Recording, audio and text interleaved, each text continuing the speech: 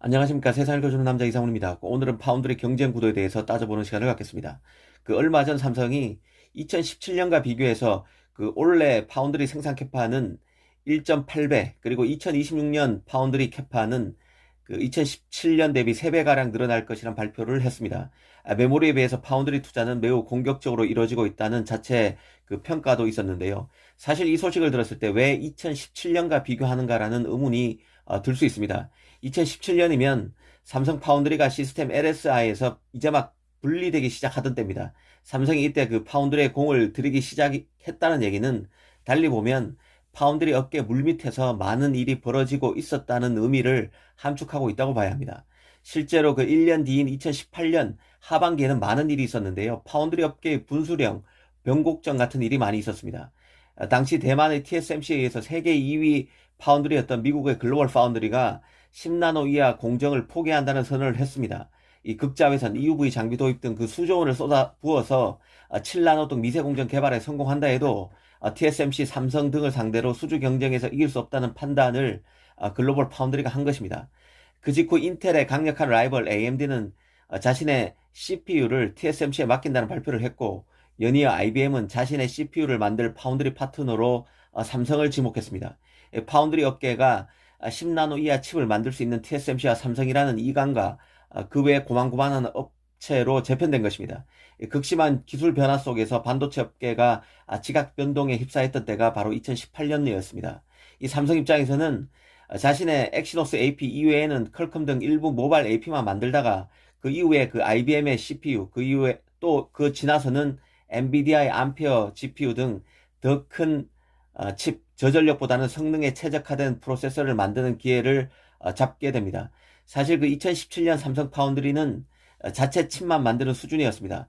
그런 맥락에서 보면 올해가 2017년 대비 1.8배로 생산 캐파가 늘고 2026년 3배로 늘어난다는 투자 계획은 그렇게 공격적이라고 보기도 어려운 측면이 있습니다.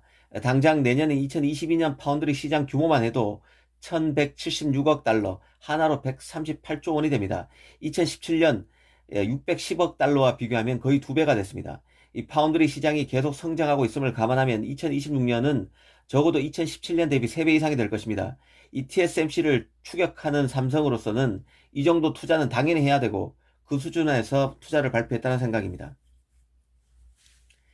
칩 비즈니스 업계가 매우 보수적이라는 점은 누차 말씀드렸는데요. 이 팹리스가 기존에 함께 일하던 파운드리와 계속 일을 같이 하면 기존에 사용했던 해로 대다수를 살릴 수 있습니다. 신제품의 칩이 나와도 설계도에서 약간의 수정만 하면 됩니다. 이 파운드리를 교체할 경우에는 제로 베이스에서 다시 설계해야 되지만 기존 파운드리를 이용하면 소통 시간이 대폭 줄어듭니다. 비용 부담이 준다는 얘기죠. 더구나 TSMC는 오랜 업력 덕에 기술력과 노하우도 탁월합니다. 이 팹리스 부담을 줄여주기 위해서 신공정도 구공정을 활용해서 최대한 투자를 줄이는 전략을 쓰고 있습니다. 오랜 노하우가 축적되어 있지 않으면 어렵습니다. 이 삼성이 TSMC로부터 고객을 뺏어오기가 그만큼 어렵다는 의미입니다. 그런 맥락을 알면 삼성은 지금 잘하고 있는 수준이고 투자 플랜도 삼성 말대로 공격적으로 볼 수도 있을 것입니다. 이 삼성 파운드리는 이제야 외부 고객사 매출 기여도가 절반을 넘어서 60% 정도까지 커지고 있는 상황입니다. 앞으로 공격적인 투자를 통해서 최신 공정 칩 비중, 외부 칩 비중을 더 크게 올려야 하는 과제가 주어졌다고 볼 수 있습니다. 이 삼성 입장에서는 맞춤형 칩 수요로 MS, 아마존 등 새로운 팹리스가 계속 생겨나고 있고 중국 파운드리인 SMIC가 미국 장비 수입이 안 되면서 비즈니스가 어려워지는 점, 그리고 TSMC의 3나노 공정 지원과 함께 생산 캐파가 너무 빡빡한 점이 호재로 작용할 것입니다. 지금 구조를 보면 삼성은 퀄컴 엔비디아를 새로 잡았고 TSMC는 지금 잘 나가고 있는 애플과 AMD를 잡고 있습니다. 사실 파운드리가 워낙 호황이었기에 TSMC뿐만 아니라 삼성도 풀 캐파를 돌려왔습니다. 그래서 생산 캐파 부족으로 TSMC가 받아들이기 힘든 물량을 삼성이 받기도 어려웠습니다.